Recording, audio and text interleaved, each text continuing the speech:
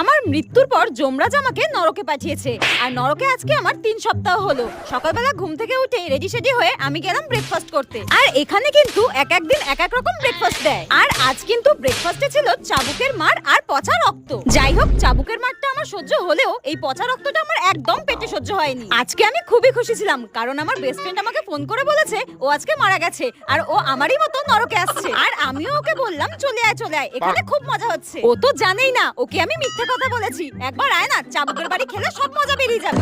আর যেতে যেতে হঠাৎ আমার রিমঝিমের সঙ্গে দেখা। ওর আজকে শাস্তি শেষ হয়ে যাচ্ছে, আর ও আমাকে বলল টাটা, আমি নরক থেকে বিদায় নিচ্ছি। পরের জন্মে আমাকে যমরাজ বলেছে কুকুর বানাবে। আর আমি বললাম কেন, তোকে কুকুর বানাবে কেন, মানুষ বানাবে না?